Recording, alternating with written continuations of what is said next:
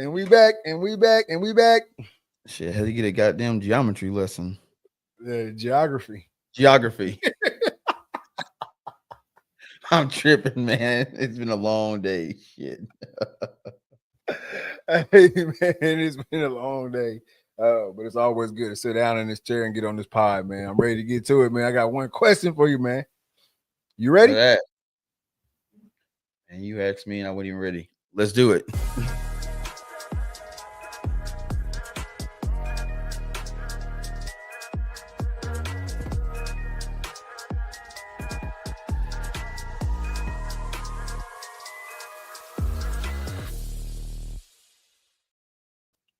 Good afternoon, good evening, good night.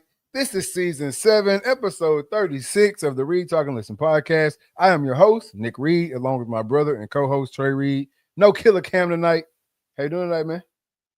Bro, I'm good. It is launch day.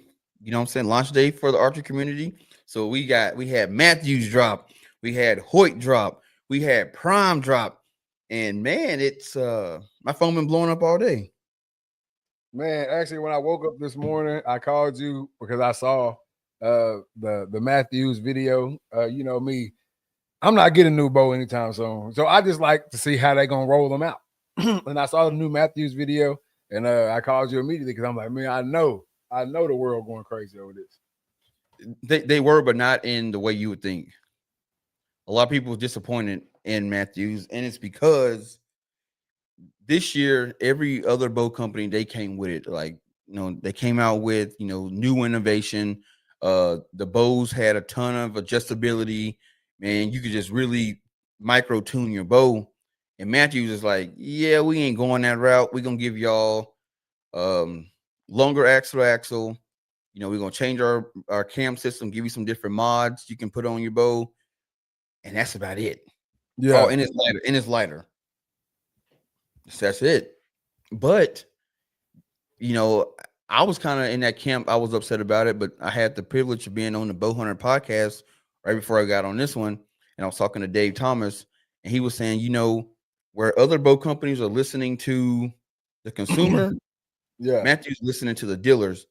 So when you have, all these bows that have all the different adjustability and all that, that's cool. But the problem with it is now you get the common archer that thinks he can twist and tune on his shit. And it messes bow up. Now he got to go to the bow shop and, hey, man, you messed my bow up. Yeah. Matthews is like, nah, we're gonna let the dealers do it. The dealers gonna work on the bow.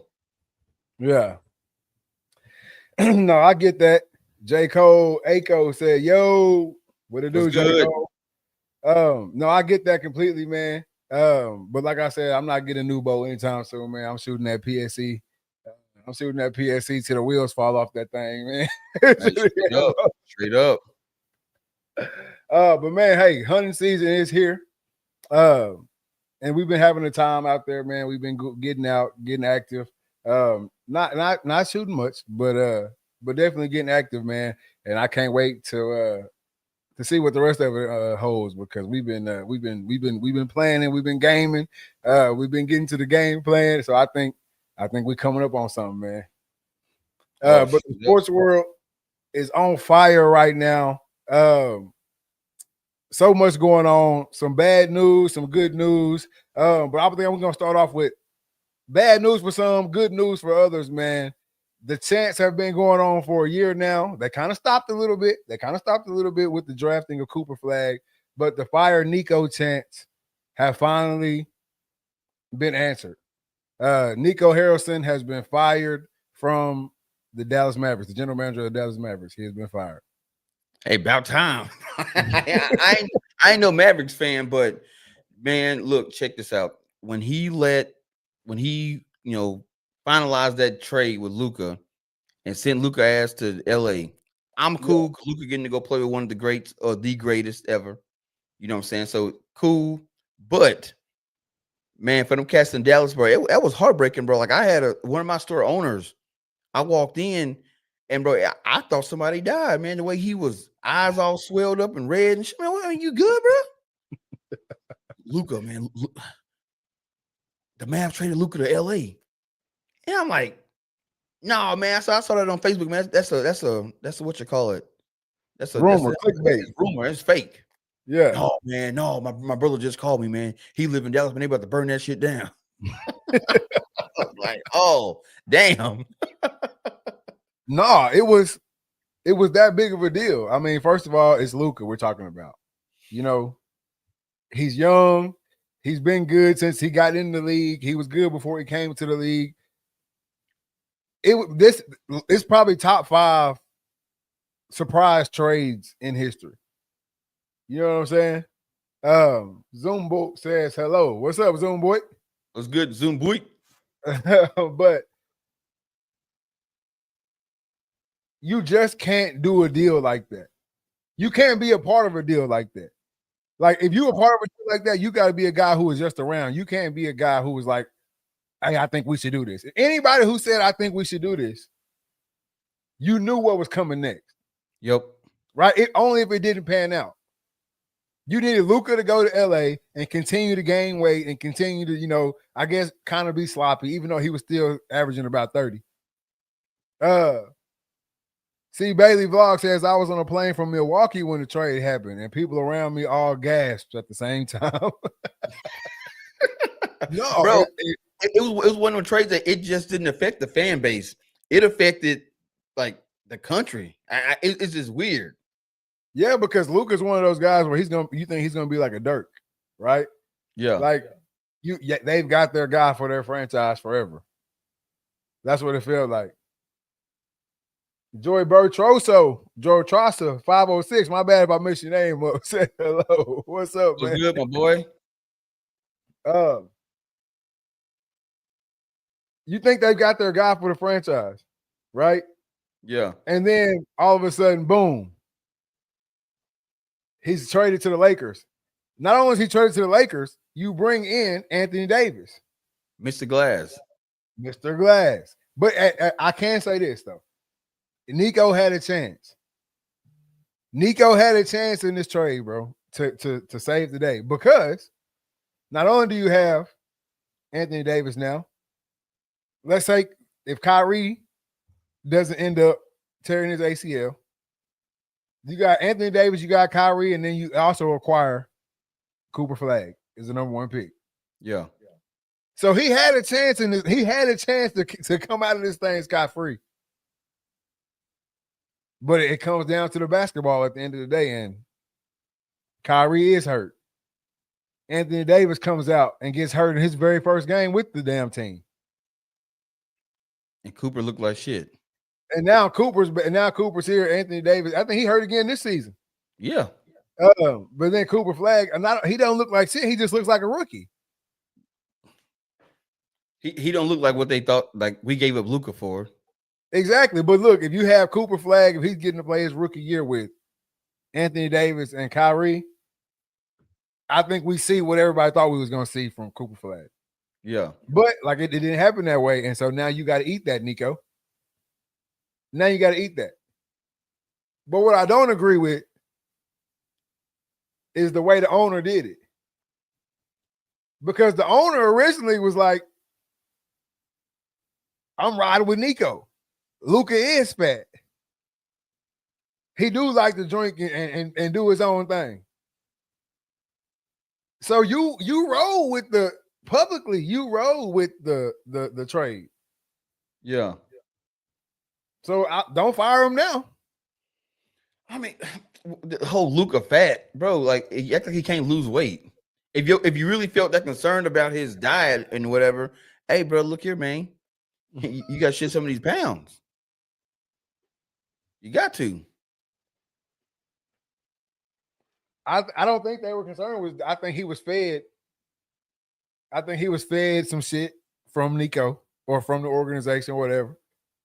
They switched owners and all that. The new ownership group. Hey man, Luka finna hit 300. He finna hit 300. He finna hit us for 300 and something mil. Yep. How can we move him? But we still trying to win now. But how can we move him? Not thinking basketball, but just thinking numbers.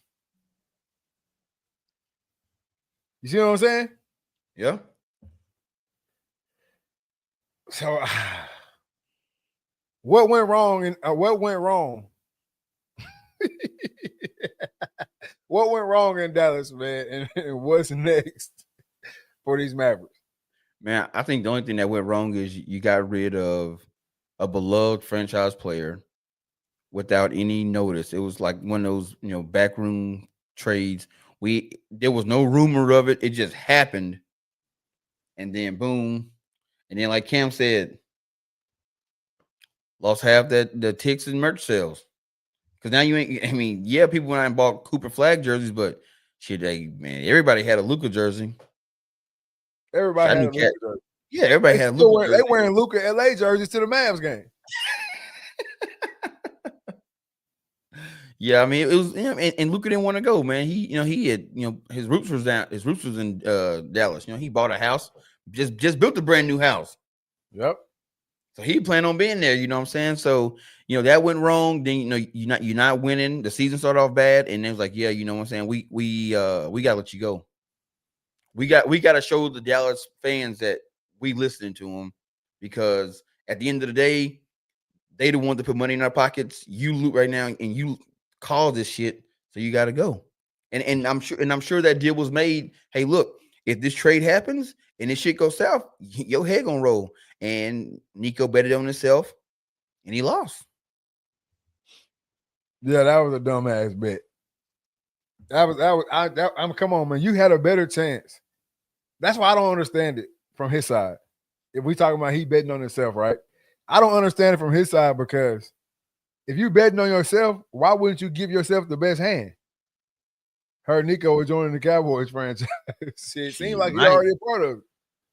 But if you betting on yourself, why wouldn't you play with your best hand? This right here. Luka haven't showed you nothing less than 30 a night. Man, everybody think they making monumental moves like that. That's a move that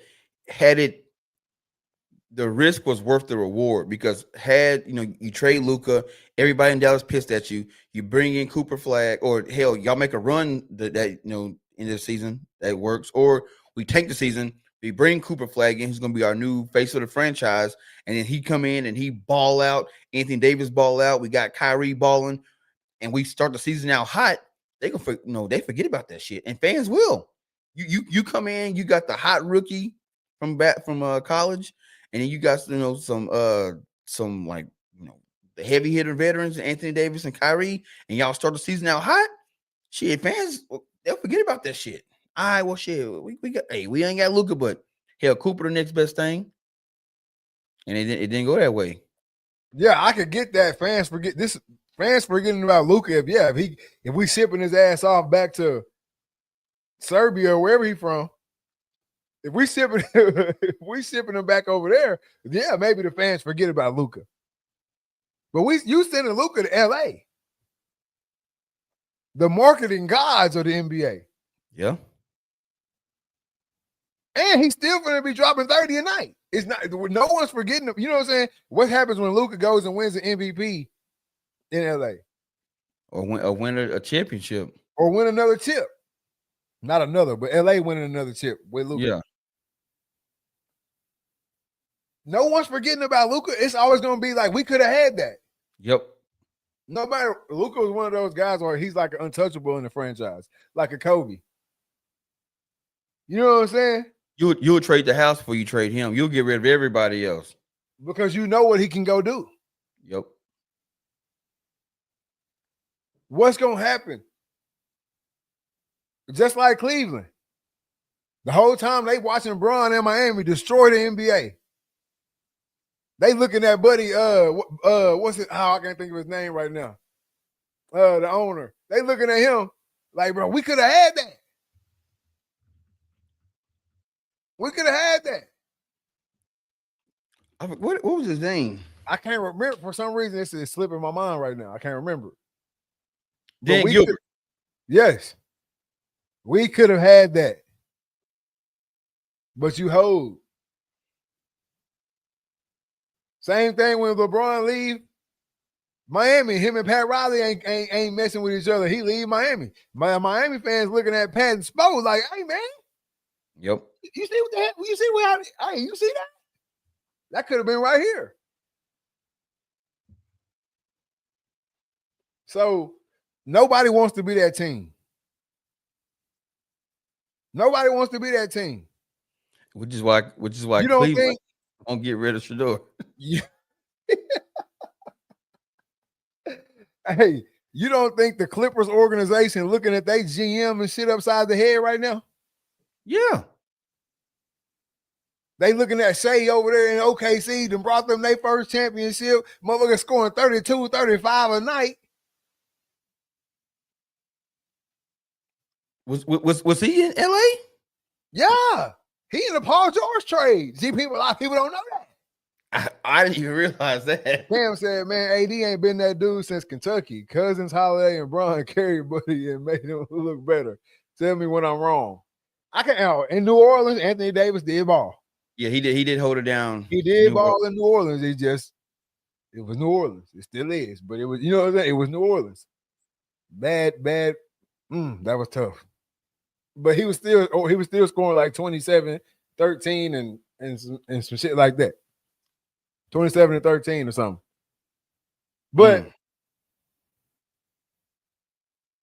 Shea Kid Gift, how you say his last name? SGA was in the Paul George trade. Paul George is a freaking stump in LA right now. And Shea is obviously Shea, MVP, championship. Looking like he trying to double up front cup on their ass on the MVP. Yep. That could have been us. But you hold. So you can't get rid of Luka, bro. You can't get rid of Luka. So I knew the writing was on the wall for me as soon as it happened. Like, bro, this is gonna go all bad for you. And it did. It finally did. But he got more time out of it than I thought. Yeah. I would have thought as soon as the season's over, they would have got rid of his ass, but they was like, man, let's see how this shit pan out. Well, I'm not gonna say it's panning out terribly. It's still really early, but it just don't look as good. Yeah, and I'm sure there's some other stuff too. Like, bro,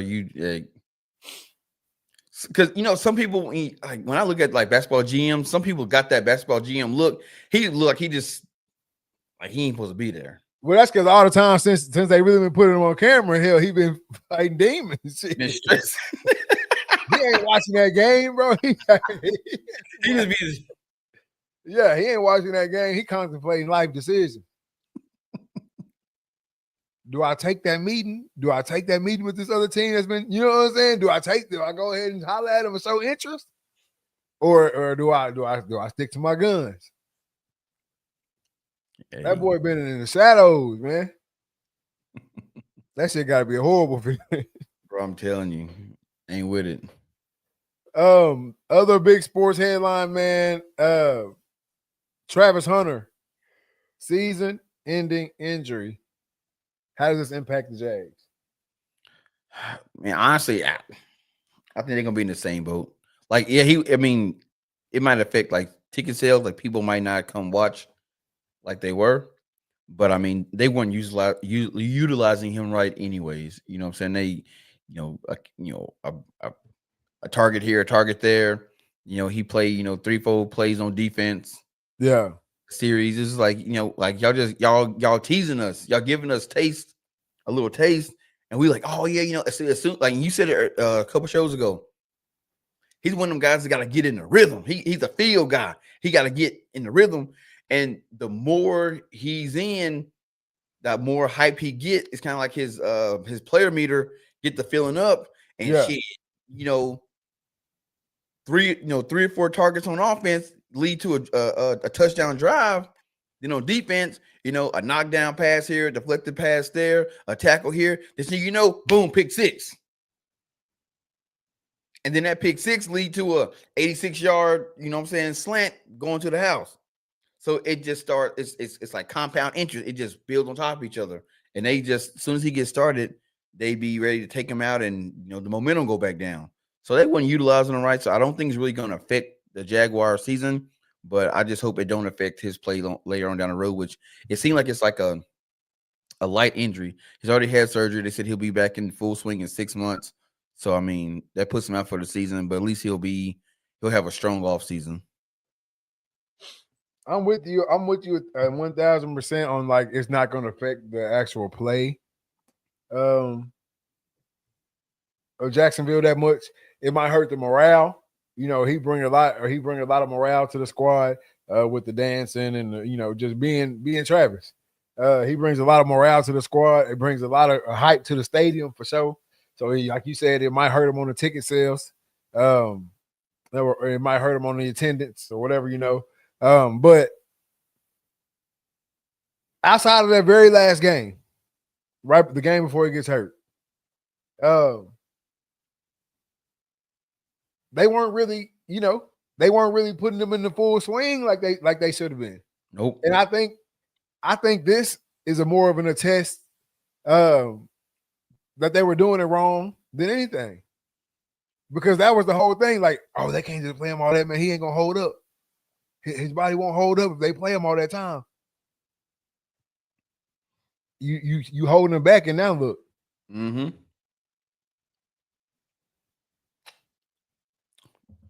Your new toy is now broken.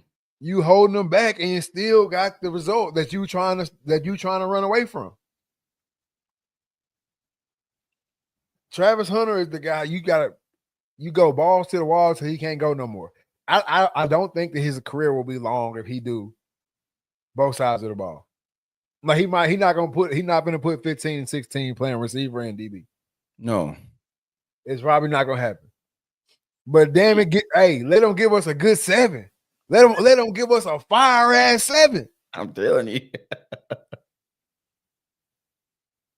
Like that's my whole situation that's why I was so upset with the Jags and how they were handling him in the first place. Like let him give us the show for as long as he can give us the show.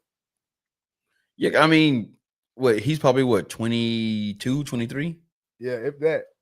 So he'll give us a good 7 years, and then at year 7, when he hit that age 30, all right, Travis, it's time for you to pick the side of the ball because you up there now. Now you can't be doing we can't give you 80, 85, 90 snaps a game. But I think organically it would have that was where it would have happened like that.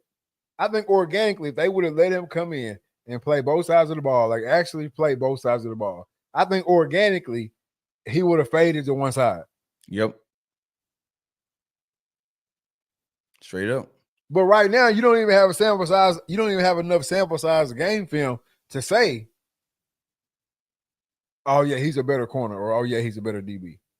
You got about the same sample size. He played about just as much on one side of the ball than he did the other. That's what I'm saying. Very little. Yep. Very little. So that's what I'm saying. If they would have came out and gave us, you playing corner, you corner, and you a receiver. And that's how they ran the game plan. Or he was actually out there for real. I think we would have naturally got to see where he really fit in. If it had to be that. Or he could have just ate on both sides. Yep. So I don't think it affects their season necessarily, man, but damn, it sucks. Because now when you come back, you're pretty much starting at square one. Not only square one, but now what do we do with him? Do we play him even less? I think that they're gonna force him to pick a side of the ball. We'll see. We had you playing both sides and you got hurt. No, I was dabbling in on both sides of the ball, just dabbling. Yeah, because right now, like my play, like if we talking about number of plays, there's cats with more number of plays than him in each game. Easy. Yeah. Even playing on both sides. So I don't think they have that argument. I just think they're gonna say, you already got one injury under your belt. We're gonna do it like this, and it's not even gonna be it's not up for discussion. Yeah. Which sucks because boy, I think these are the type of guys that rewrite the sport. That's the type of talent he is. they rewrite the sport. You know what I'm saying? I know we've been talking about Shohei for a minute, but just like Shohei, think about Shohei. Shohei was in Anaheim or LA for Yep. a minute, Like 3 years. and they wasn't. You're not using him right. You're not using him right. Gets to the Dodgers, he gonna be the first $1 billion player. Yep. Shit, we're gonna ride until the wheels fall off. Let's go. Let's go. Let's go. You finna play the field, hit, and you gonna pitch over here. And now they got the World Series championship. 2 of them. 2 of them things. So that's these are the type of players that you have to let them spin. You have to see what this guy can do first. And then if we need to dial it back, we'll dial it back. If we need to push more, we need to push more. But let's see it. I agree. I totally agree with you. I just hate it, man. But his Travis Hunter's season-ending injury is a lateral collateral ligament, the LCL. Injury is in his right knee. So I think he'll be all right. Nowadays, knee tears are kind of like the new, the new ankle sprain when it comes to that, coming back wise. Yeah, I was telling Kennard that he tore his ACL, he tore his MCL this weekend. No, his meniscus. And he was like, "Man, I'm gonna be out 6 months." I said, "Bro, you gonna go in? You gonna go in there? They gonna microscopic, and you ass gonna be back at work." I'm telling you, yeah, it's crazy how the advancement in medicine and technology as far as that shit concerned. Because if you think about it, in this game, at one point, an ACL tear was the end of the road, baby. Career over with. He blew his knee out. Blew his knee out. They used to say blew his knee out on the ACL tear. No doubt. Yep. That's what got Billy Sims. Don't let it be the trifecta. ACL, MCL, and meniscus. Don't let it be the trifecta. He damn near ain't gonna be able to walk again. Yeah, like it's over with. But now you can break, like we see guys break. Nick Chubb is in the NFL right now running the ball. And we seen him do his shit 3 times. 3. Same thing. You can do a lot now. So I think he'll be fine with the injury wise. I just don't know how they'll treat him once he's back. Like now, is he gonna have the bubble wrap around him for real? Yep. And we won't get to see the actual greatness that we could have seen from Travis Hunter, man. Well, I hope not. I've been waiting to get to this. This has kind of been boiling all season, I think. And it's kind of like a double entendre with this situation because they are winning.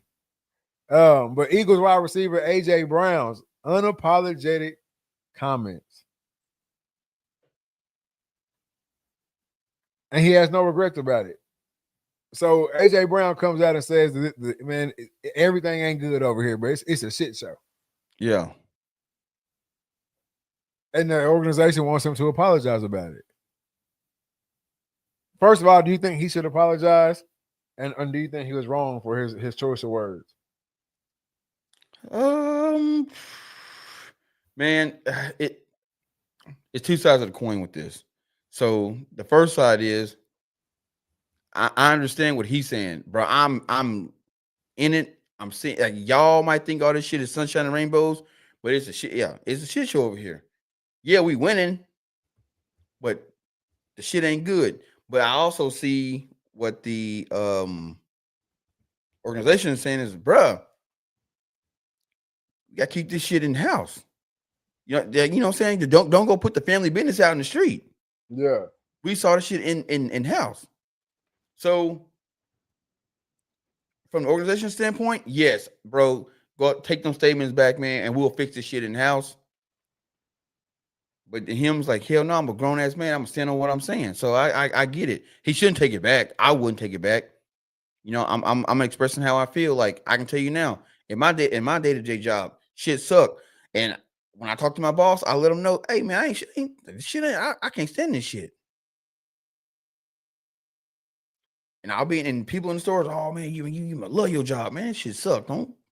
So he'd be like, "Hey man, you need to go back and redact that statement." No, I mean I said what I said. You mean you feel the same way? You just don't want to say it. It is what it is.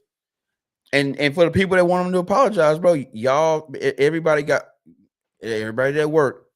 Y'all know y'all had them days or them months where shit ain't good. Yeah. And y'all expressing it. You express it to the vendors, you express it to customers, all that shit. It's what it is. I can't say I'm with the organization on this one because we got to look at all the variables to the situation. Yeah. Yes, we're winning football games. That's fine and dandy. But at the end of the day, winning football games, that's not what really get me paid. That's not what really keep my career going the way I needed to go. You know what I'm saying? That's not really how that shit go. It's receivers that have played in this game that's got 3 and 4 and 5 Super Bowls. Yeah. But they never got the big check. And they career might it's might have been a cat who was in the league for 5 years and was on 3 Super Bowl teams, and we don't even know his name. Nope. And AJ Brown is not set up like that. AJ Brown is set up to be one of the best receivers in the game. Yep. Getting paid like he's one of the best receivers in the game. And then on top of that, bro, who wants to go in any sport, show up to the game, and you basically just out there getting practice, cardio. That's it. Ain't getting no targets, nothing. Nobody wants to do that shit. And so I can feel them on that. The only thing that the only reason why this situation is even touchy, because if they was getting blew out every game and shit like that, everybody, the media, everybody would be on his side. Yep. But just because they are defending champs, they are winning football games, everybody wants them to just shut up and play. But, bro, first game, no targets. Second game, 2-3 targets for 16 yards. Now at this point, really, anytime you throw in the ball, this shit is really hurting my stock. Yep, because he only had 3 targets last game. 3 targets for 13 yards. A 13-yard football game is hurting my stock.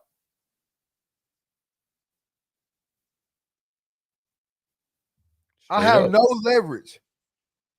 When we come down, we got to go back down and sit at that table. I have zero leverage talking to y'all folks now. I mean, if you look at this season, first game he had 9 targets. Second game he had 8 targets. Did 9 targets, 6 targets and 3.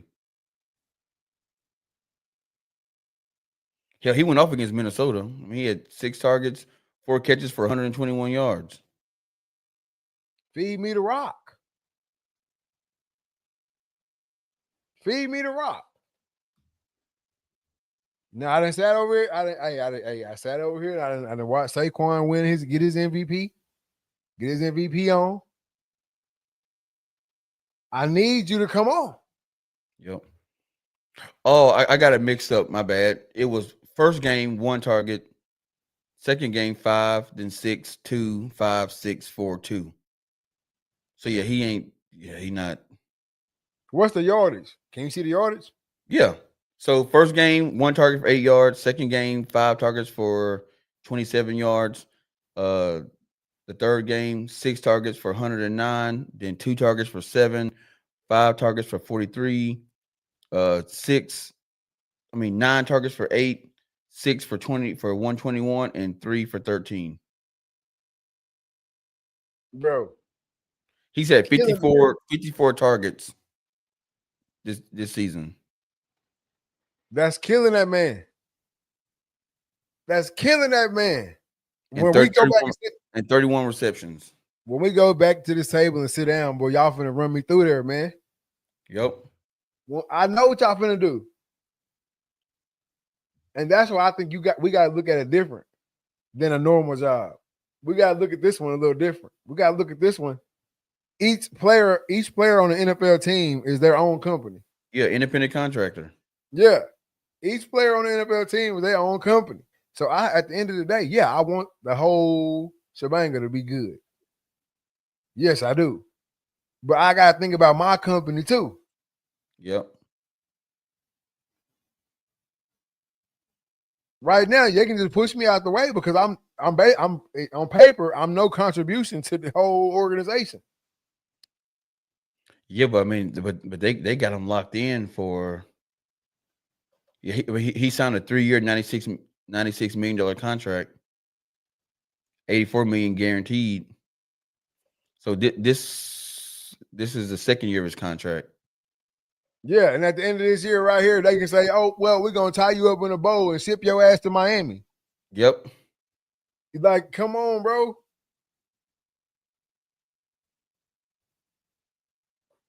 So I feel AJ Brown on this one right here. I think I got to ride with AJ Brown. It sucks, and then having locker room turmoil also probably sucks. But you got to understand where he's coming from on this one. I think. Oh yeah.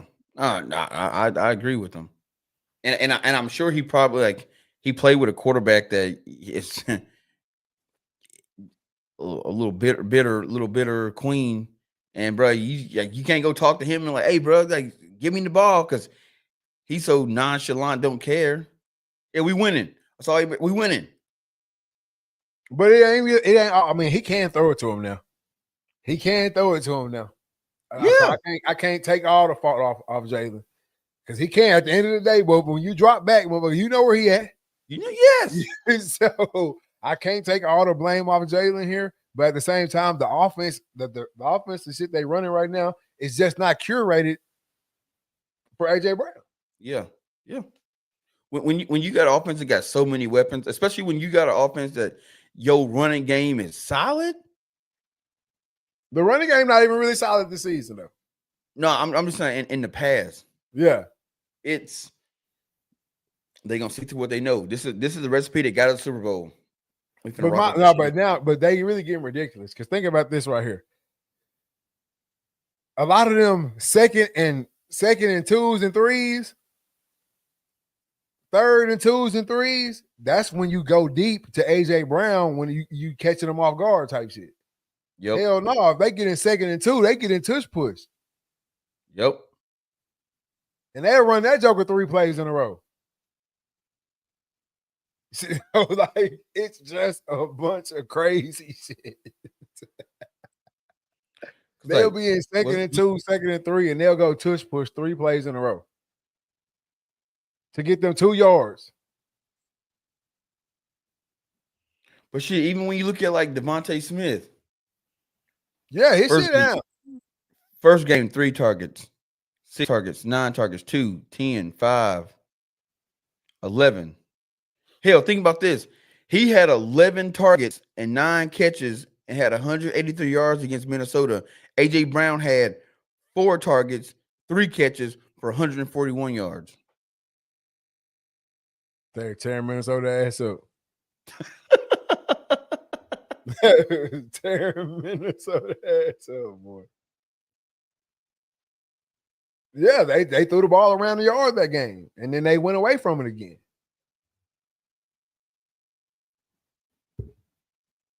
So I don't know. I don't know who to put the blame on. I don't know whether to put the blame on Jalen. I don't know whether to put the blame on the coordinator. I don't know whether to put the blame on the head coach.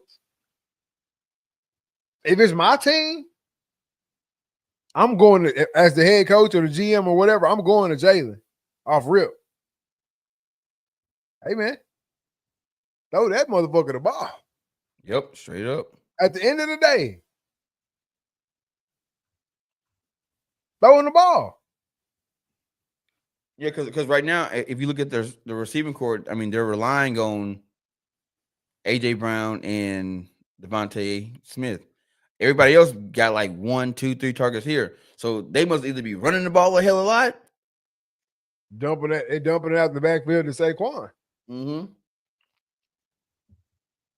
How much you want to bet that Saquon probably got more targets than AJ Brown this season? I mean, hell, AJ only got 50.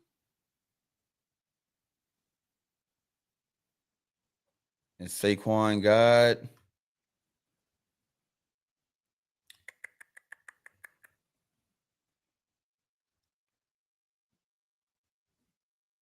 How many and Saquon?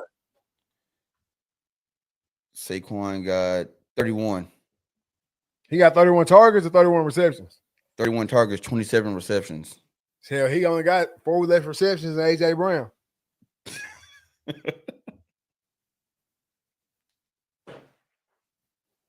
But you don't got enough balls. There's not enough ball to throw to split it that much.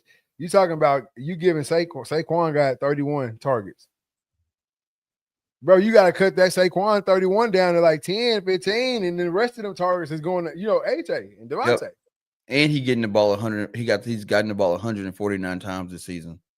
Carries, my bad. Yeah. So too much of the offense to Saquon if I'm AJ Brown. And now obviously he feel the same way. Yep. Too much of offense, and it's not like we blowing people out either.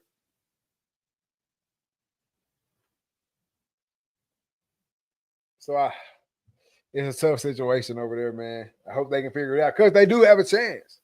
Yep. They got a big chance to two-peat. Because the NFL look right now, but this is a bad week for a lot of the big time teams. Your top teams look bad this week. It's just that time of the season, man.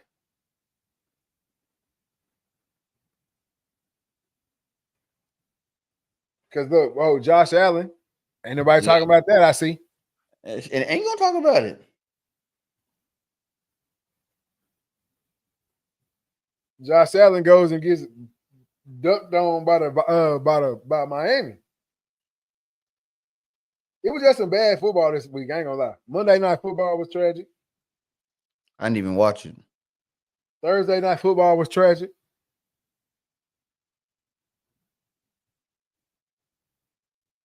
What week was it last week? Week 10? Yeah, week 10.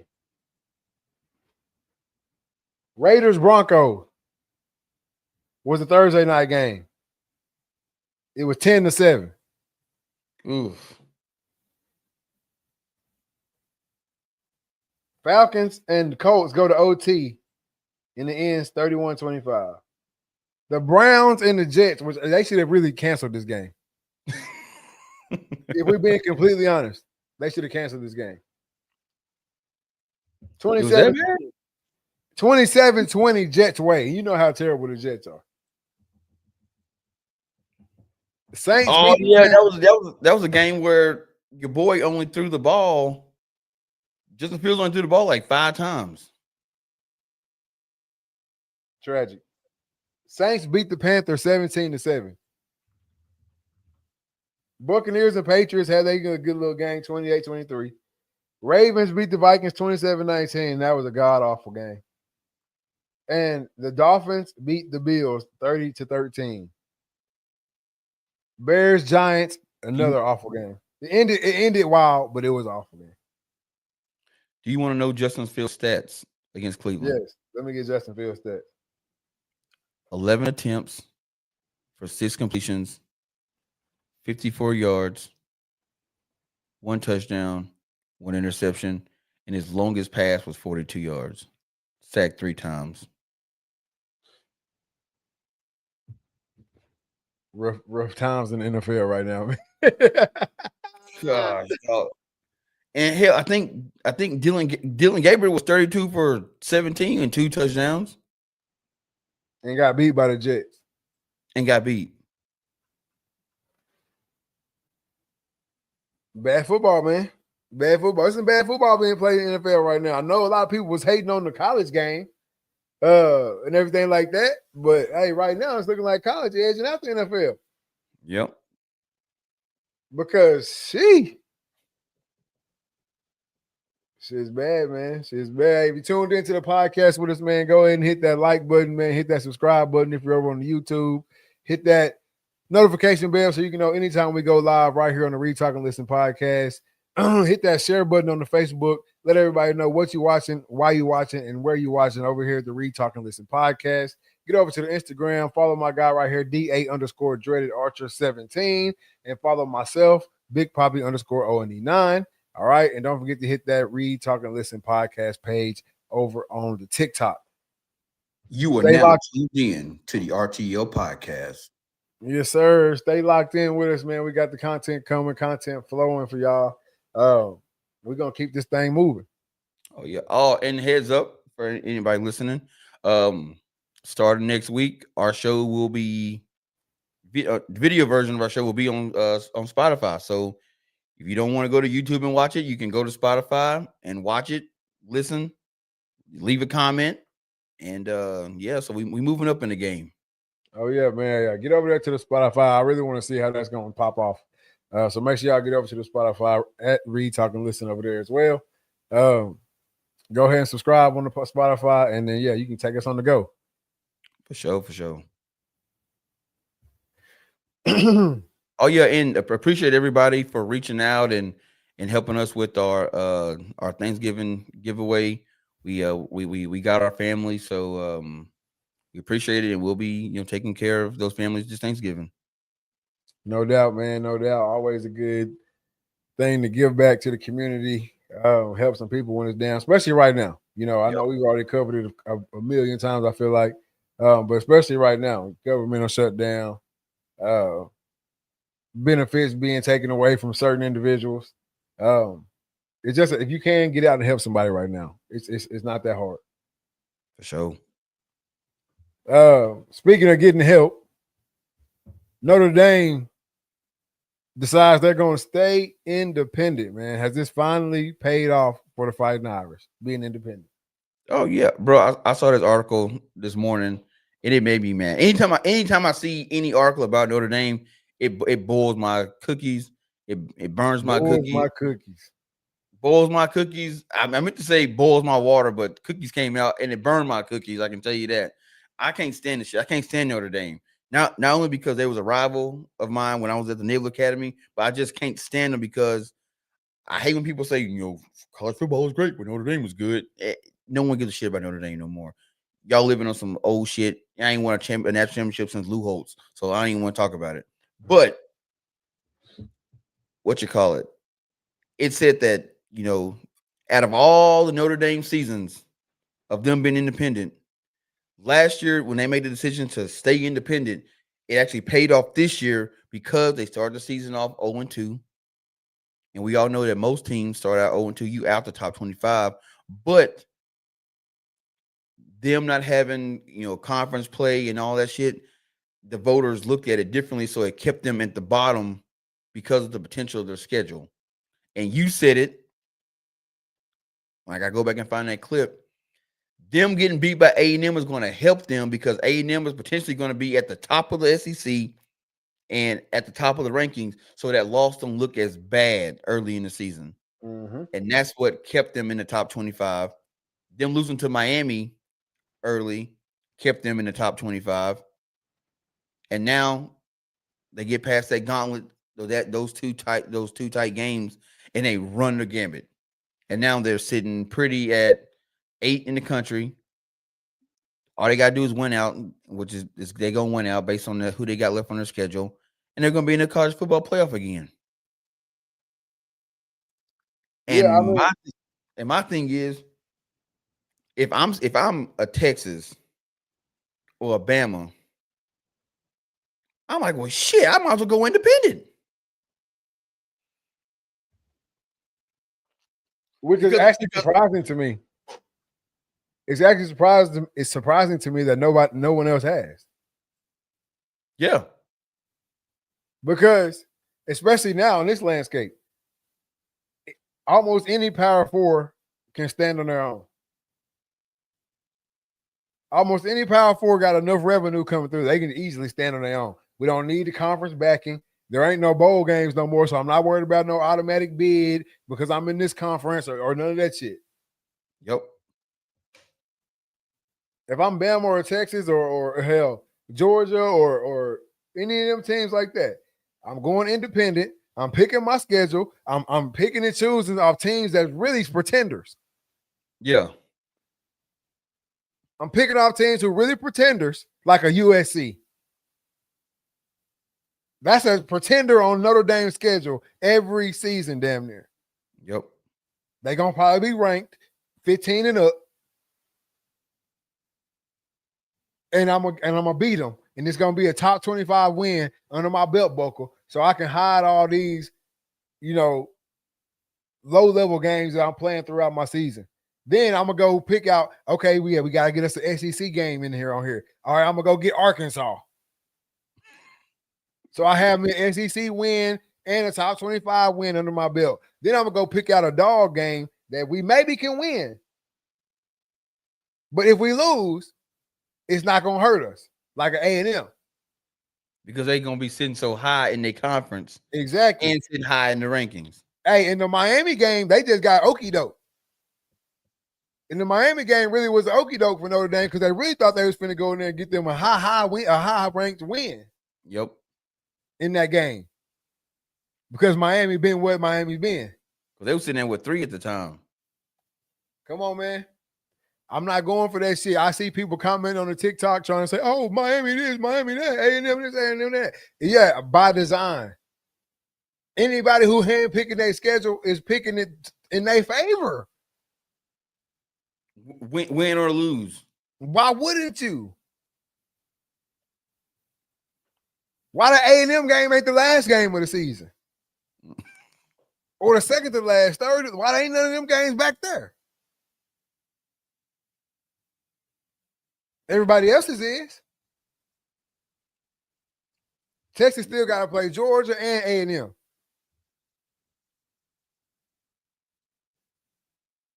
Yeah, they. That's because who's left on their schedule?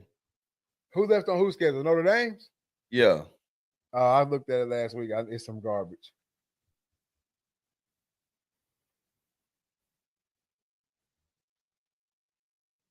Pittsburgh, Syracuse, and Stanford.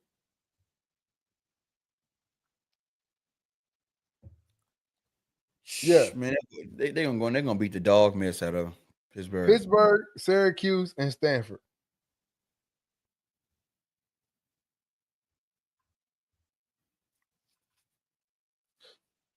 Like, bro.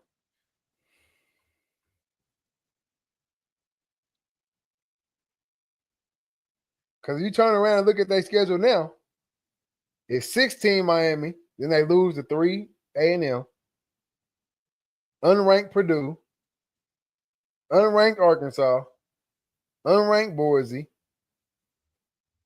unranked NC State, 17 USC, like I said, Boston College unranked, Navy unranked, Pitt is ranked 23. So here go them another top 25 win. Top 25 win. Syracuse unranked, Stanford unranked. Bro, if I'm the rest of college football, if you want to play a team at my conference, we choosing who you play. I can get down with that.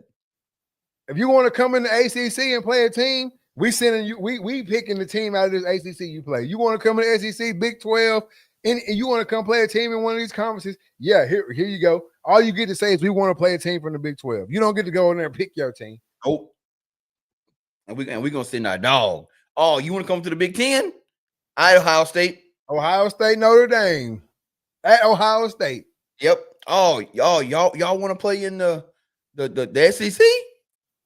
Shit, Georgia or Bama. Pick your poison. Come on, man. Yeah, you can play A&M and Bama. You can play A&M and Georgia. Back to back.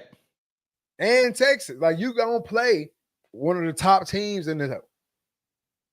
You don't get to come in here and play Arkansas. You want to play Arkansas, you join the SEC. They'll be on your schedule every year. Along with Tennessee, Georgia, and Bama.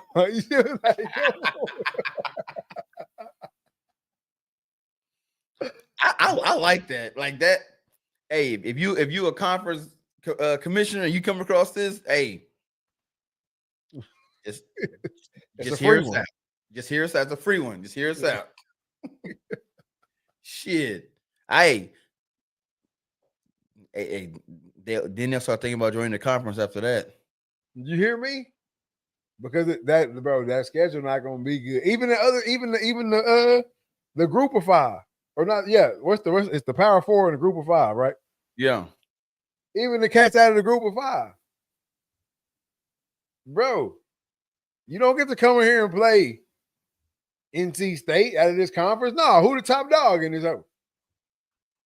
Yeah, if That's who you play. You one of these mid-American conference teams, we gonna send you Miami, Ohio. You wanna come up to the ACC?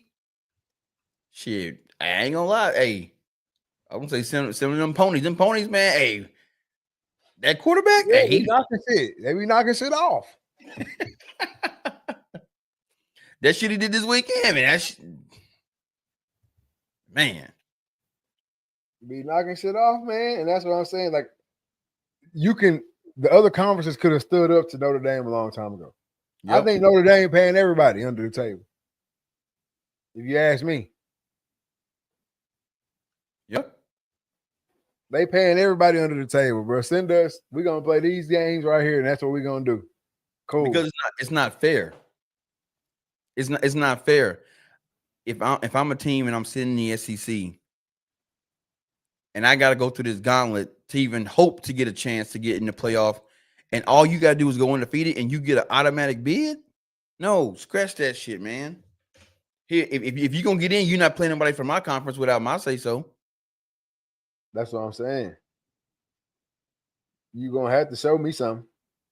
But I can see why teams are played, especially the Notre Dame following. You already know, okay, shit, we'll agree to this, this 3-game contract. Bro, y'all know y'all gonna pocket minimum $1 million a piece. So the money good, they can say, but our following. Mm-hmm. And I think, and it just came to me, maybe that's why the schools have not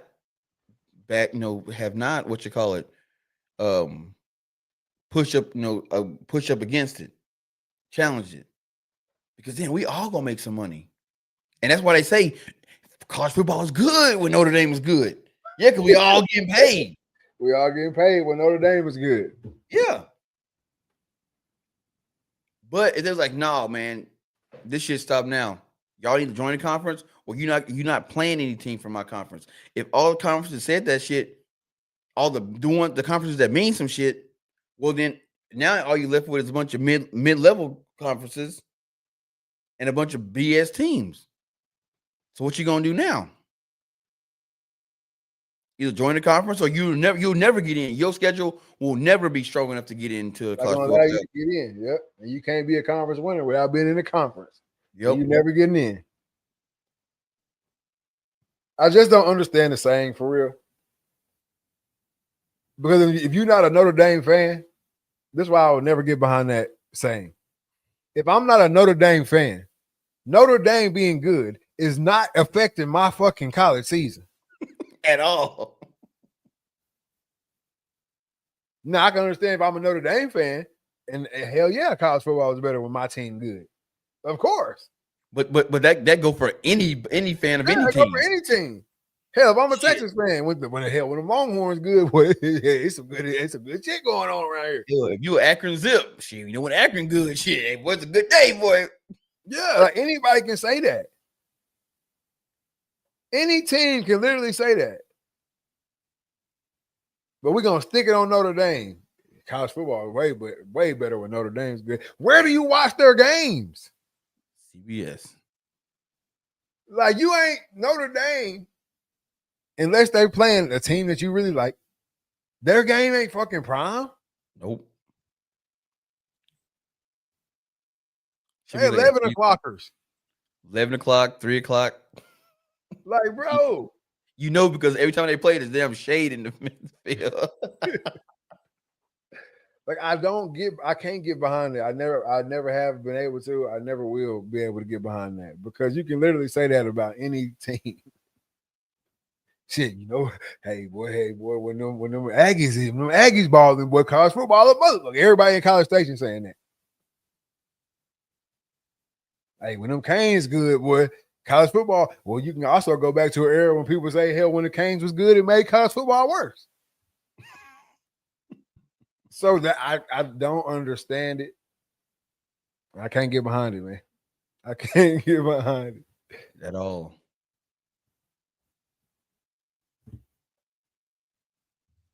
Switch it up to some high school sport right here, man. Texas high school football playoffs, man. 3 powerhouse programs flip for positions heading into the postseason, man. Bro, this went national. Like, for us, this happens all the time. Yeah. But somehow, of course, social media, it went national. People freaking out. Wow, that's not fair. That why are they putting these kids' season at they're chancing it with why are y'all chancing this kid's season with a coin flip? Yeah. And I'm like, it's been like that. It's been like that. We've always had, if there's a tie,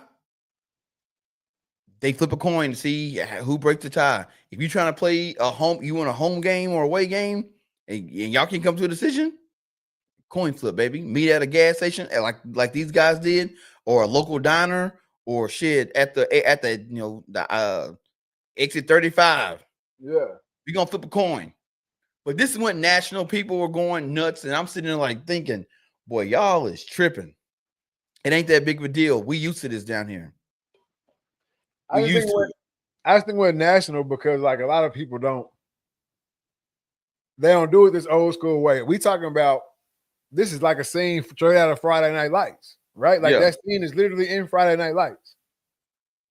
The playoffs come around, them boys got to go meet up at the diner. They got to flip.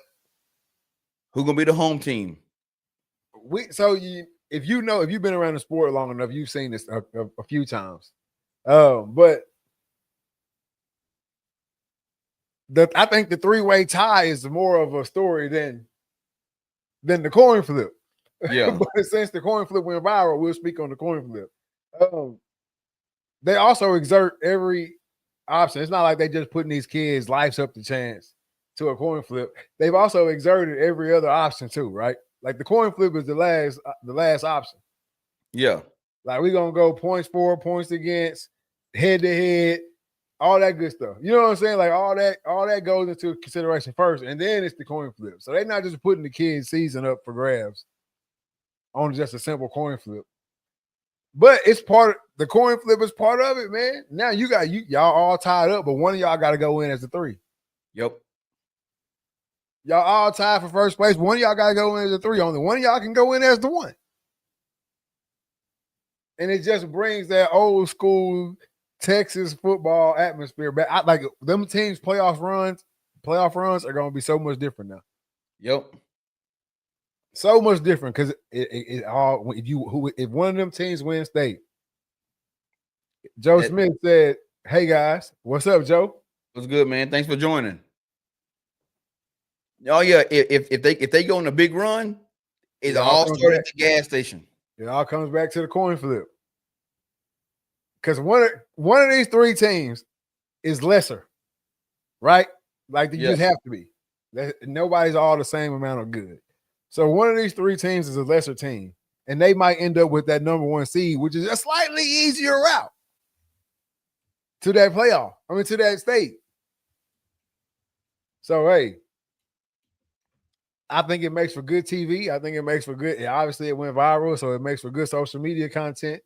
And I just think it brings back that good old home field, and it lets the rest of the world know. And I want you to get ready to clip this. It lets the rest of the world know where the real football is still being played at. Yep. That's all. That's all.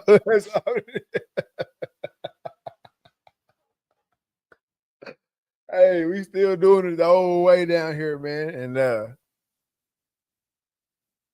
I think you gotta love it. Hey, but have you ever been involved in any monumental coin flips? Man, I think we did a coin flip when I think it was my sophomore year. We played Mineola in the playoffs, and I think we did a coin flip as to where we were going to play. I think we ended up playing at Stephen F. Austin. That was the because I guess how it was set up. We either had to play at Mineola or we could play at Neutral. play at a neutral spot because our stadium wasn't big enough to host a playoff game. The visitor side wasn't big enough, so we flipped and we ended up winning, getting to play at Stephen F. Austin at a neutral location, and we ended up beating them. But yeah, that was about the only coin flip that I was involved in. Man, I gotta give a shout out to the one and only man, Craig T. Jones, baby.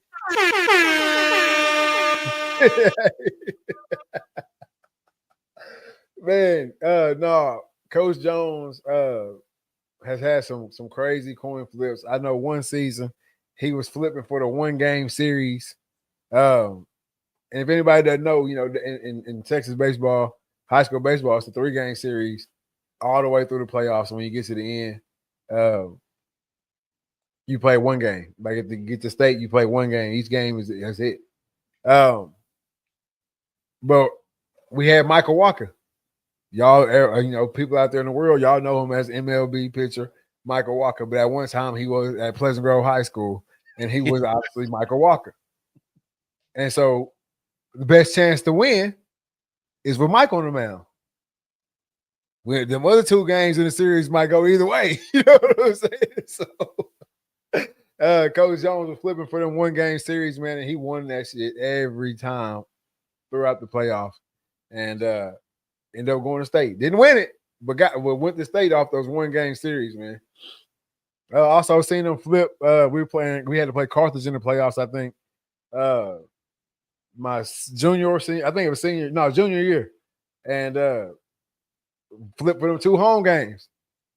3-game series. Somebody got to get 1 home game. Other team gonna get 2.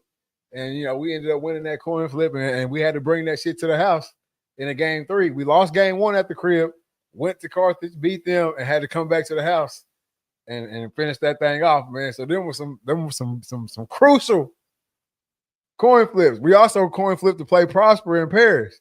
And if you know anything about Pleasant Grove baseball, we meet you in Paris, baby. It's OV for your ass. It's OV for your ass, baby. We didn't play there too many times. So that was some crazy coin flips. I didn't have any in football. We wasn't good enough for none of that shit. But baseball, we had some crazy coin flips.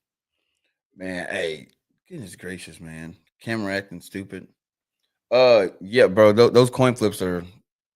It's a shit. It's a shit that legends are made on, man. No doubt. But I mean, like you said, that's how we get down here, man. Like that's how we get down. And you said it. That's how you know we're real football play. That's how serious we get. Shit, them coaches they gamble on it. We gonna gamble on it, man.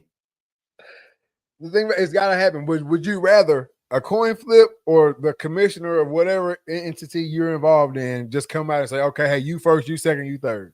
No, give me the coin flip because now it was in my hands. Exactly. Don't take it out of my hands.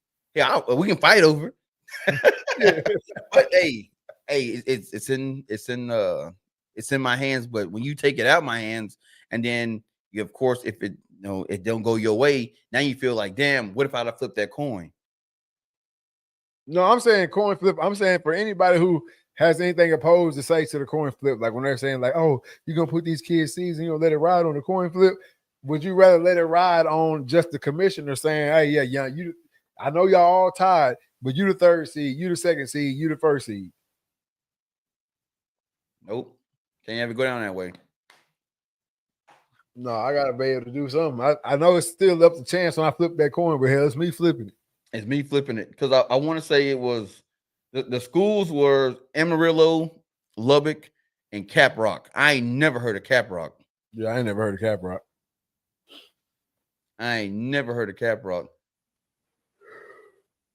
But they even got the video. That coin flip, baby. Or the coin flip. See back in the gap. It wasn't film. It was just you pulled up and now everything's social media. And I think that's why it's so big because you know what I'm saying, somebody filmed it, posted it, and now everybody's, oh my gosh, is this how they still getting down in Texas? Hell yeah. They're flipping them coins, baby. Still flipping them coins. Like the Wild West, baby. We said, hey. But it's dope though, because now it's putting, it put eyes on those three teams. And I promise you, this was gonna happen, bro. More people outside of Texas will be watching those three teams make their playoff run. Oh yeah, especially if one of them gains some heat, like they start to get on some tops in the playoffs, and they might meet up or something. That's gonna be That's gonna make it pop for real. They got a chance to meet up, but not to beat, you going through it over there, ain't Bro, I'm telling you. it? Not to beat a dead horse, but we got some more Shedeur Sanders talk this week. Reports coming out, Shedeur is looking extra good after back injury, which I think the back injury is a bunch of bullshit. Yep. But saying Shedeur is looking good after his back injury, but still no changes being made. Obviously, we see Dylan Gabriel. I don't even know if I can use the word progressing. But we see Dylan Gabriel going out there time after time. It's not looking different. Nothing's looking different. Kevin Stefanski has relinquished his own role as the play caller, and he handing that shit off to the OC. Now you call these plays. What do you think about that, first of all? And then what does Shedeur have to do to play in Cleveland? I mean, all Shedeur got to do is just chill out. Because what I feel is Stefanski don't want to make the decision to pull Dylan. What I think he's hoping is shit. He'll go out there and get hurt, and then I gotta play him. I gotta play him now. He hurt. I think they'll put in Bailey Zappi. You think so? I do. If they put in the Zappy kid over Shedeur, then that like the jig is up. Like, okay, we know what this is. Y'all gonna y'all brought him to rot. Yeah, I think they'll put in if Dylan Gabriel was to go out there and get hurt. I honestly think they will put in Zappy. Yep. Because you shouldn't have a problem pulling Dylan Gabriel. You pulled Flacco. Yeah. So you don't have a problem with sitting somebody down. You actually pulled a guy quicker who has actually proven what he can do in this league. Yeah, he got something you'll never get, a Super Bowl. Come on, man. He is Super Bowl champion, Joe Flacco. Super Bowl MVP. Don't forget, he won MVP that Super Bowl. And you ain't even gotta go back that far. This is also the same cat that y'all called off the couch and took out to the playoffs. So you ain't even got to go back to the Super Bowl. But I'm just he without the Super Bowl, he is proven in this league that he can get the job done. And you pulled him quicker at this point. Now you pulled him quicker than you are willing to pull Dylan Gabriel. It's a pride thing at this point. That's just my opinion. It's a pride thing because think about this. Let's just say he bite the bullet and he said, you know what, pull Gabriel, put Shedeur in, and Shedeur get in that first drive, whack up, touchdown. Damn, whack him, touchdown. Then they pull him. Then next drive he get in, whack him, touchdown. Well, then they're gonna be like, well, damn, we could have had this all season long. And that's where they'll be. I feel like that is part of the case. At this point, though, I'm kind of starting to think. I know I mentioned it last time, but I think I'm starting to kind of lean way more towards Stefanski ain't even got shit to do with this. I think he likes Shedeur? No, he does not. I do not think he likes Shedeur. But I don't think he has anything to do with Shedeur not playing. It's all above his pay grade. Yeah, and hell, it might be, he might be privy. He might be privy to the info, but yeah. Because think about this.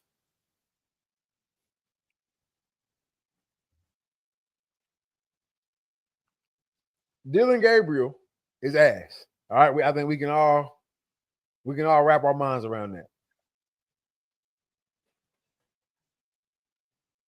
You a head coach, you gotta win. That's your only hope. That's your only lifeline in this game. Is winning football games. Now, earlier we were talking about A.J. Brown and all the stats and all that. That shit is only for the players. The coaches, they can win every game 3-0. If you win every game 3-0 and you win your Super Bowl, you ain't going nowhere. Nowhere. You in like Flynn. So winning is his number one lifeline to even still being head coach Kevin Stefanski. Because you after this shit right here, you coordinated out, baby. You coordinated out. So not only that, but if it was a Kevin Stefanski call, if it truly was his call, don't you think the GM wouldn't call him in the office and be like, "Hey man, we gotta do something"? Yep. If it wasn't above his head, the meeting of, "Hey, we gotta do something," or your ass is gone. That shit ain't already happened. They won in what? 1-9. Come on, man.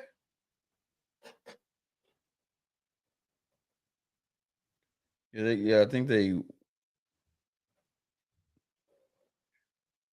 1-8, 1-9, somewhere in there. They got a bye week. Two games. Huh?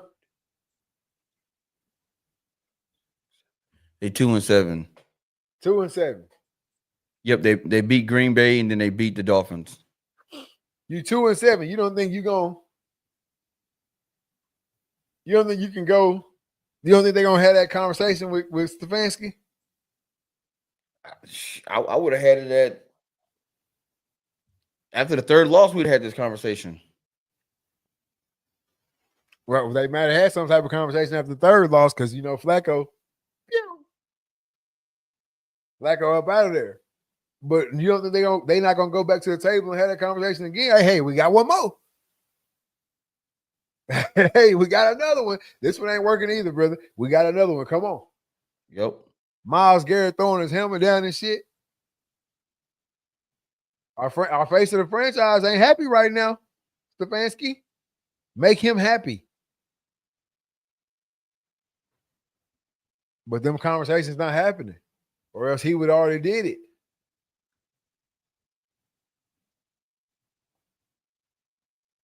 Yep. And I think you hit on it last week. The reason why you can't start him now, why you can't put Shedeur in, because all the rookie play is terrible. Mm-hmm. So he could come in, ball out, and still win Rookie of the Year, and they can't have that shit. Well, we get too late for that now because now we got 7 games left. I think I said that 2 weeks ago. 2 weeks ago. Well, we still had half. Oh yeah, you did with the halfway mark. Yeah, you did say that. But we're gonna see if they play them like the last 3 games of the season. Then I'm right. Then I'm right. They just held them out long enough where you ain't gonna put up no stats. You ain't gonna put up no kind of reputable stats anyway. And once he came out there and threw 500. Oh, they'll run that shit. They'll run the clock out for that shit. Bro, if he got into that, say third is last 3 games of the season, with short center is gonna be our starter. In that first game, by second half, he already said about 250, 300. Ain't gonna take him out and pull him. Gonna pull him. Hell, they might play him the whole game. He get 500 yards. Then that second game, he popped off and he already halftime. He's sitting at 350. You're gonna take him out. We can't have him get 1,000 yards in 2 games. We If he then we goes, look like if we, he then we goes, look like we look like boo boo the fool. he Huh? came in the last 3 games. If he came in the last 3 games and went for over 1,000. Hey, Y'all look like boo boo the fool. y'all need to go right over to that organization and walk right up to that owner and say, "Give me the keys. Give me the keys. Give me the keys. You're fired. You got the NFL gonna have to fire an owner if that was the case." Bro, Cleveland would light up. Light I up. think if he even just get the start, if he get a start, Cleveland gonna light up. I just don't see it happening. And that's what they're afraid of, because they know if they announce that if he were going to start, they would make it be a game time decision. They wouldn't announce that shit on like a Thursday or Friday, because bro, ticket sales would go through the roof. Stadium packed, jersey sales gonna continue to go up, and people gonna be there to watch, and they're gonna be like, damn, like we now the toothpaste is out the tube, because we gave him a little taste during preseason, and folks was going crazy. Hell, they still talking about it. Mm-hmm. Every sports show on ESPN has a "What's the Browns doing with Shador Sanders" segment. Every single sports show, And and that's then you why.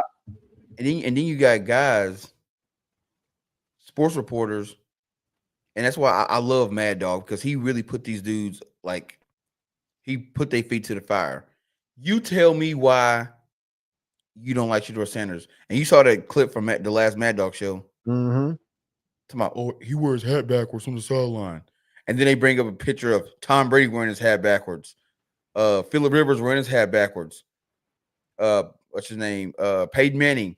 All Tony Romo. All these greats wearing their hat backwards on the sidelines when they taken out.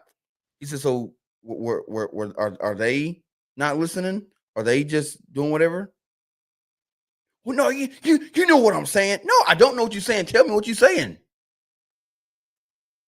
He goes, "You're nitpicking the kid now. You just don't like him. Admit that." Admit it. And that's the thing too. And you can even tell. Like I watch Gil's Arena, but it's the football version, and it's like called Gridiron, the Arena Gridiron. And what's Gruden? What's the other Gruden? Not John Gruden, but the other coach, Gruden. He was with Washington for a minute. Oh, what is his name? Jay Gruden. Yeah. Jay Gruden. You don't like Shador, fam. Just I know you only. I know Akeem Talib might scare you a little bit or something on there, or whatever. And he don't want to just come out and say he don't like Shador. But you can always hear it in their voices, right? Like he's like, oh, and don't get me wrong, I like the kid. I like the kid. Whenever they get to doing all that shit, bro, just go ahead and say you don't like the dude. What you hide behind the bullshit for? Just go ahead and say you don't like him. You don't like the swag. You don't like the way he do the shit, and just keep moving. I'm tired of all the and I like the kid, and then you go into the reason why you really don't like him. Like you're. But you know why they do that though? Why? Because now it's like I've backed myself in a corner just enough. My back not touching the corner. If I come out and say I don't like him, now my back's against the corner. So in the event that he becomes great, now I got room to and move, and now I can say how great he is and how I knew he was always good, and if he just got over the antics, I just knew he was gonna be great. But if I just come and say I just don't like him, so I don't give a damn what he do, then in the event that he becomes great and he's doing all this shit and putting up numbers and winning games and all this shit, now I'm stuck against the wall. I can never come out and give him praise. I always got to be in the camp of he ain't good. So even when he good, I still got to find a reason to talk shit about him, or these people ain't gonna have me on their show no more. Because we talking about Shador Sanders, don't call Jay Gruden because he don't like the guy. Yeah. I just hate it. I can always tell when it's like the fake love. When it's the fake love when they talking about Shador. But every time he speak on it, I'm just like, oh, bro, just say it already. Just say it. But yeah, they say I really do like the kid, but he's got to learn how to do this, or he's got to learn how to, carry himself, or whatever it is. Bro, you're explaining reasons why you don't like him. Yep. After telling me you like him, and I'm just like, I can't get with that shit. I can't get with that shit, man. But we're gonna see. By the way, the spot point going crazy right now, man. Man. Got a monster over there. I can't really tell. Good. It's far. It's far off. They're over there checking that. One of them right up in the scrape. Nose all in it.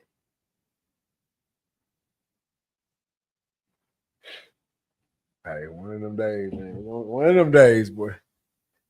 But no, I've been seeing so many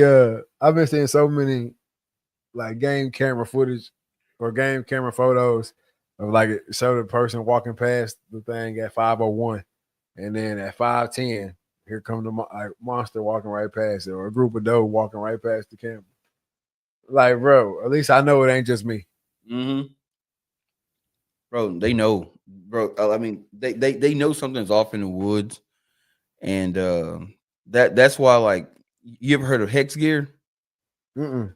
So I used to think it was BS, and then I actually had the guy that designed it and developed it on the podcast, and I also got to meet him at the Iowa Deer Classic. And basically, what he studied that all life forms give off energy, some kind of wave, whatever. Animals can pick that up. Animals, they've been around enough deer to know, okay, I know what a deer presence feel like. Yeah. He made basically what it's a Verde cage that it blocks any kind of signal or wave you give off. His gear blocks that shit. Didn't believe it. So he had a radio, like a wave reader, and he said, put your hand up against it. And as my hand get closer to it, it should start going off the little arm that starts peeing, starts jumping.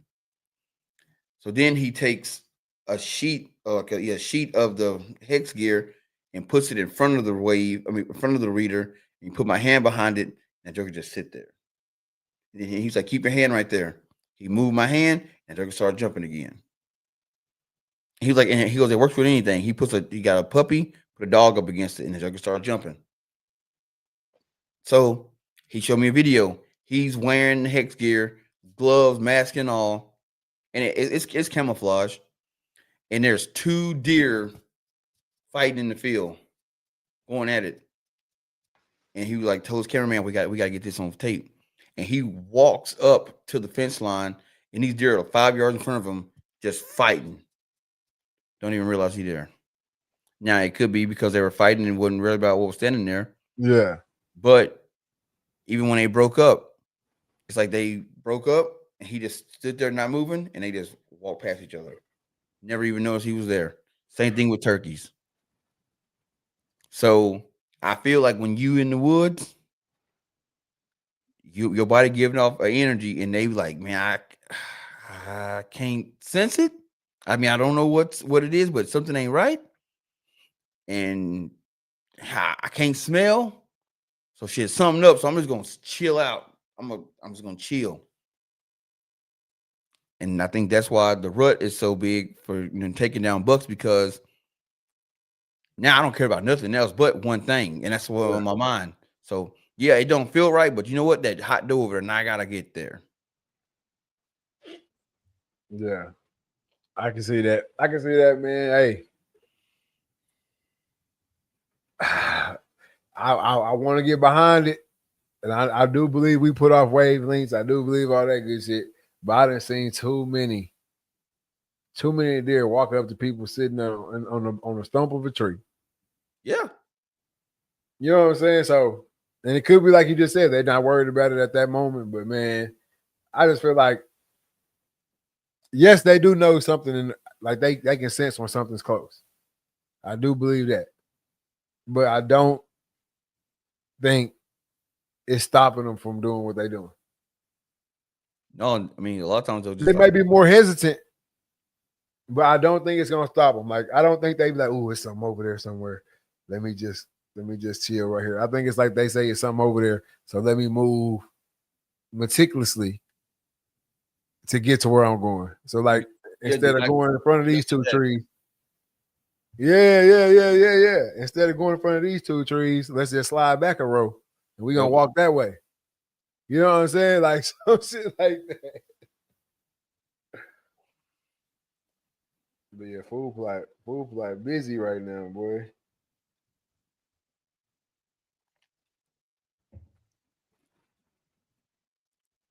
All right, if you down in this area, if you're in the Texas, East Texas area, I think tonight you can go outside right now. I think you're supposed to be able to see the Northern Lights. The Maury Borealis. Mm-hmm. But hey, man, I gotta get to my my favorite part of the show, man. I gotta have my mental health checks, man. I gotta know how you doing 1 through 10. Personally, what's going on with you? Physically, are you taking care of yourself? And business wise, what's coming up next? Man, personally, man, I'm good. This week for work, man, we went down to Tyler and volunteered at the Texas Food Bank, man, and I think we packed 336 boxes for elderly shut-ins, so people that can't get out, man, either health reasons or for whatever reason they can't get out. Yeah. So, we packed some boxes that they deliver to these people every month. You know what I'm saying? And it was satisfying, man, to know that it's a small something. We only spent 2 hours there, but in those 2 hours, like I said, we did 336 boxes, and then we packed. I was on a rice station packing 1-pound bags of rice. Where I got to the point where I can eyeball a pound of rice, baby.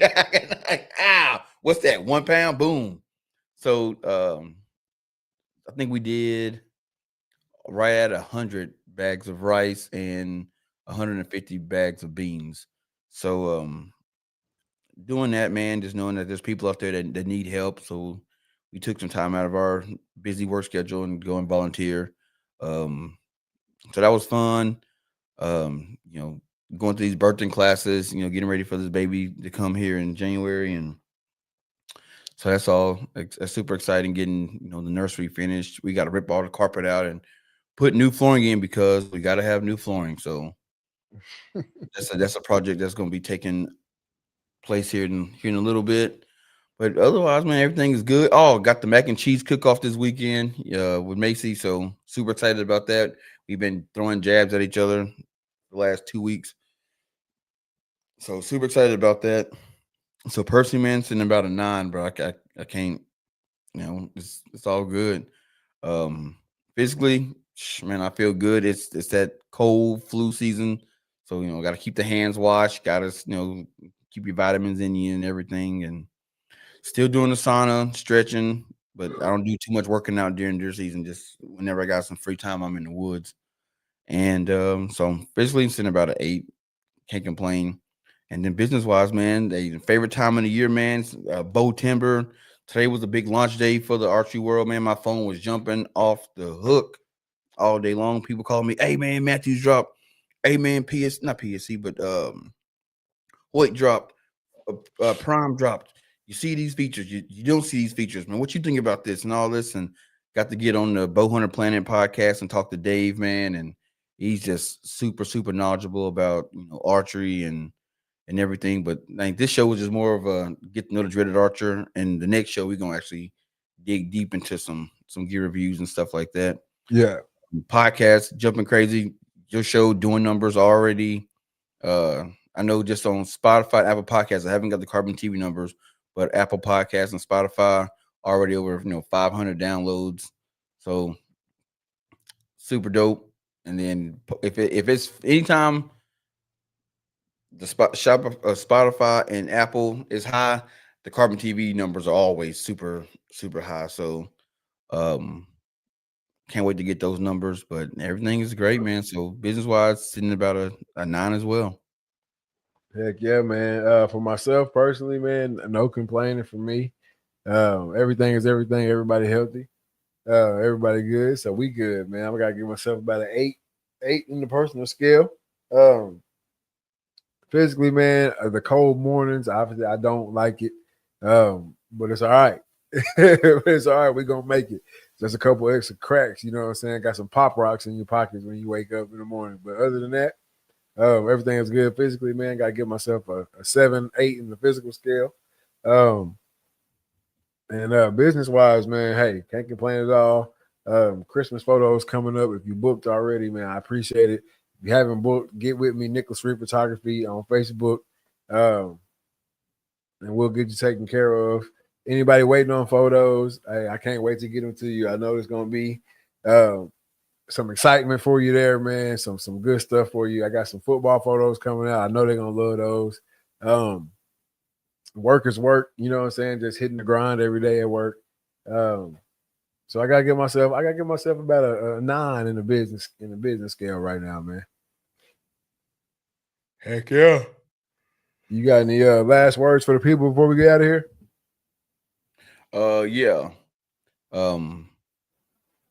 If they feed you, they control you. Mic drop. That's it.